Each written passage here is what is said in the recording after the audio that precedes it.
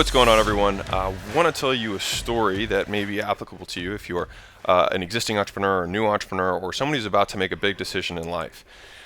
Yesterday, I had a conversation that transpired between me and an 18-year-old who's now a freshman in college.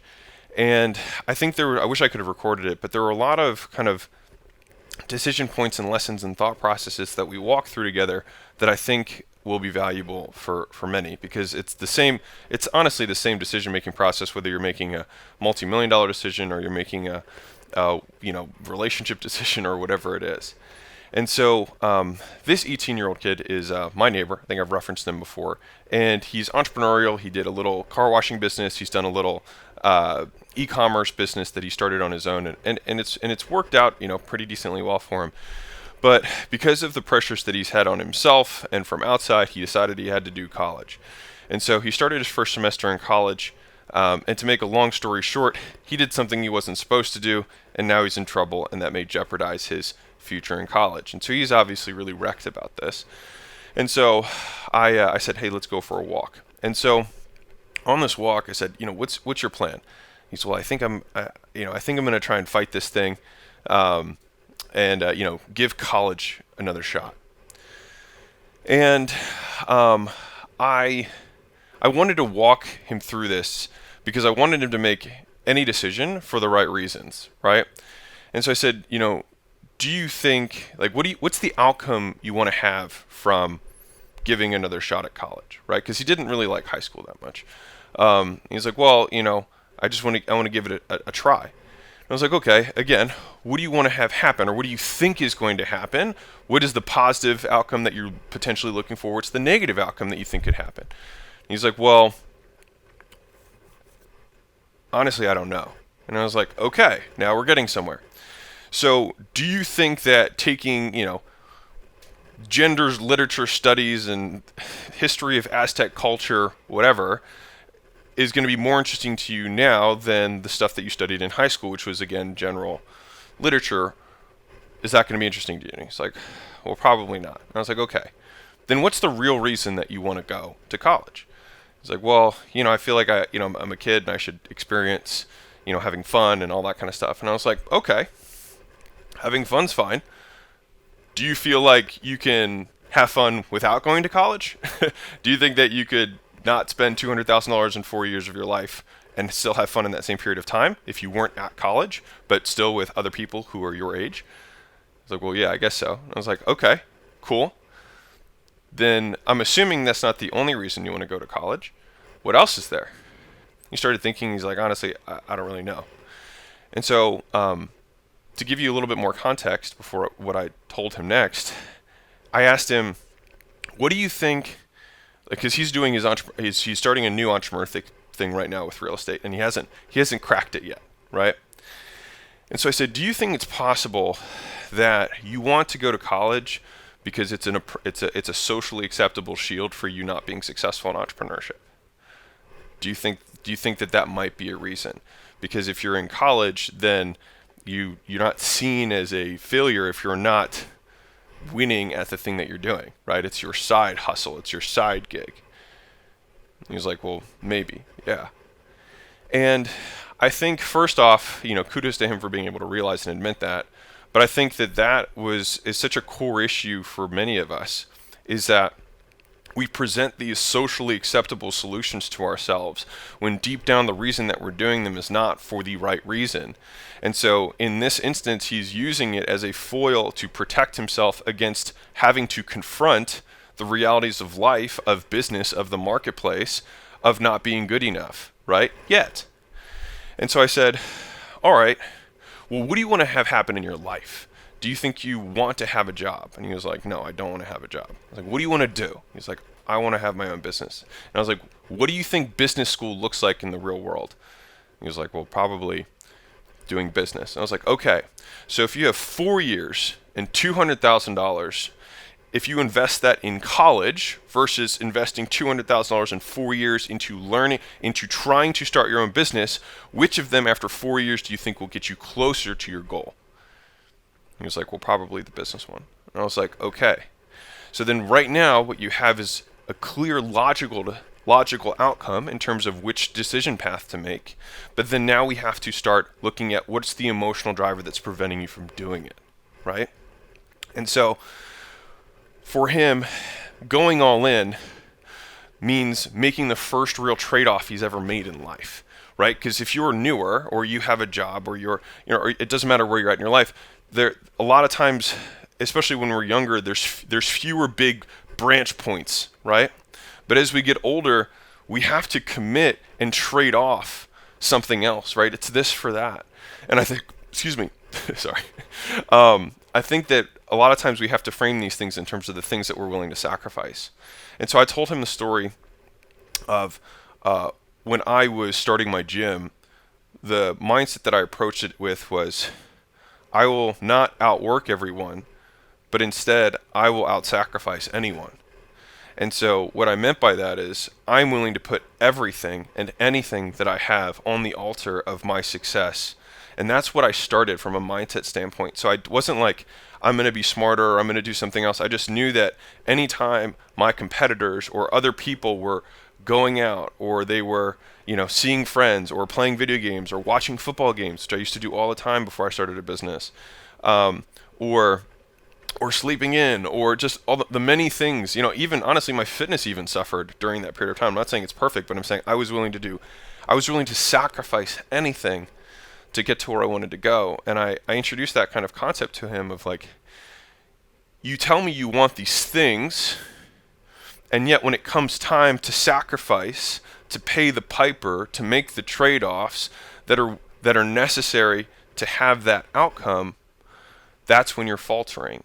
And so are you willing to sacrifice for the things that you want in the long run? And I was like, because he's my neighbor and we live in a nice neighborhood.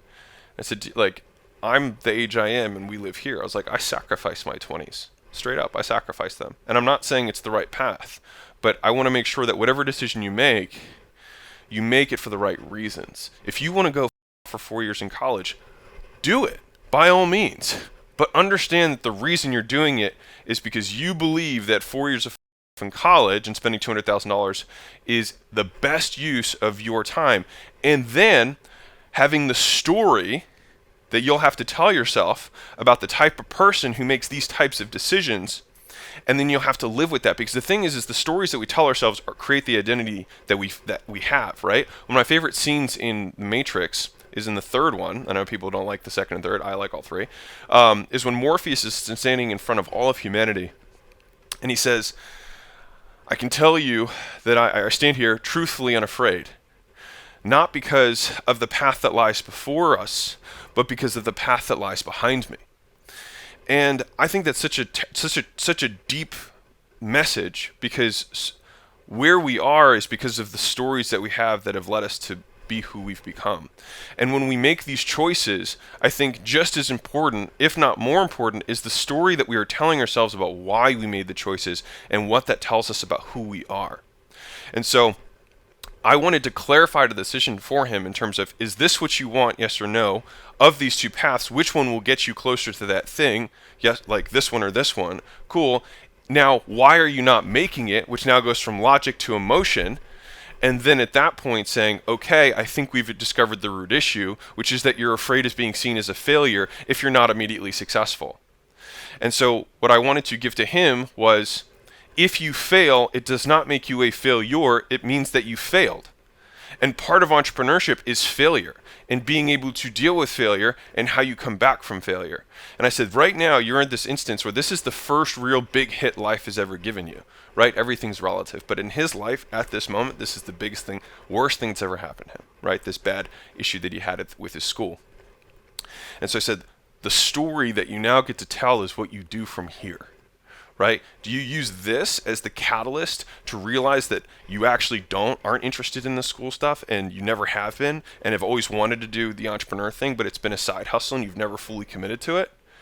I was like, is that the story you want to tell? Or do you want to go and try and fight this thing and try and beat it, and then spend another 3.5 years spending more money, and then be another 3.1 student that graduates from Pepperdine, right? Which one is the story that you want to tell? And so I think I wanted to share this story with you because I don't know where you're at or what decisions you're facing. But I think there was a lot of many things that we kind of covered in that conversation and unearthed. And so many of us know what we need to do, but have some emotional trigger that's stopping us from doing it. And I think digging deep and saying, like, what am I afraid of happening? What's my biggest fear? Because if I know this is what I need to do, then why am I not doing it? And I think if you can simply name the fear of what you are afraid of, it allows you to face it and it removes the power it has over you, because then you have clarity. And then it's simply, am I willing to let my fear of failure stop me from having what I want to eventually have in my life? Or would I rather let that have me walk down a path that never actually helps me realize my potential? And so when you think about a maybe versus a never, then I'll take a maybe over a never any day of the week. And so, like I said, I don't know where you're at. I don't know what trade-offs you're facing. I don't know what sacrifices you may have to make in order to get to where you want to go. But I think literally listing those things out of what you are willing to give up. There was a point in my life where I wrote down all the things that I had to additionally give up because I was at a point of just rubber meeting the road and I had to push harder. And this was probably 3 or 4 years into my entrepreneurial journey. And I remember making this video about that where I actively gave up football on Sundays, which was like a thing that I enjoyed, watching. I know that I gave up all TV of all kinds, even like the wind down TV. I gave up any kind of going out. And I'm not saying that you have to do that. I'm just saying that that's what I did. And I know that this kid's father was like, "Hey, you need to have balance. You need to be able to enjoy life. You're still young." And my father, when I was younger, really hit on that really hard, and I really pushed back, and I still pretty much do, because I don't believe that anything great was ever accomplished by someone who is balanced. I think that it takes extremes, it takes extreme effort, it takes unreasonable sacrifice in order to achieve things that are unreasonable. And so, and I was telling him yesterday, the kid, not my dad, if you were competing against someone else who was a coder. You guys were both coding software, right? I was like, and you're going to college, you're having fun, you're going out on weekends, and you code a couple hours a day, versus the kid who drops out of college, codes 16 hours a day, doesn't go out, doesn't see his friends, just codes for 3.5 years. I was like, who do you think will be further along? He was like, well, the other kid. And I was like, right. I was like, how much further along? He was like, probably a lot further. I was like, right. Do you think it's reasonable or unreasonable that he would be further ahead than you? He was like, reasonable. And I was like, so why would you not want to take the reasonable bet that you will be so much further ahead by making that choice? And so, all that to say, I don't know any people who are really successful who don't approach things in an unbalanced way. And I think that there's a differentiation between seasons and your entire life. What you do for a season of life doesn't have to be forever, but sometimes it does have to be for that season. And sometimes you are uneven. And so sometimes it's difficult to look, at what I do now versus what I did to get here, right? If I sacrificed my fitness for periods of time, right? I'm not saying it was good. I'm just saying I did. There were times where I did not sleep as much as I probably should have. There were times where I didn't do anything social at all for months. I'm not saying it was right. I'm just saying that's what ended up happening. And when I hear stories of many people who kind of go through the shit, who go through their Rocky Balboa period, their Rocky cutscene, almost every hyper successful person that I've seen goes through a 3 to 5 year period where they just get hit in the face day after day after day after day. Some of the great marketers some of you guys may have heard of. Russell Brunson pitched for 5 straight years on stages unknown before he became Russell Brunson.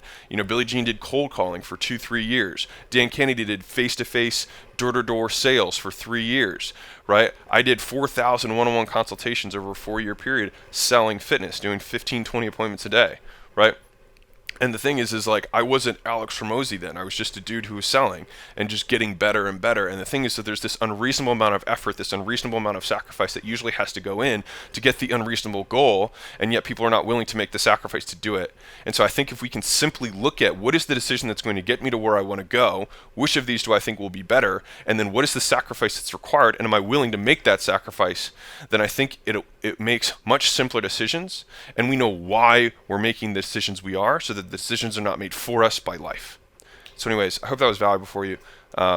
it was just top of mind because I had the conversation yesterday, and I thought, man, I wish I had recorded this. But I don't know where you're at in your life, and I don't know what decisions you're facing, but hopefully this provides value for you. So lots of love, keep being amazing, and I'll catch you in the next vid. Bye.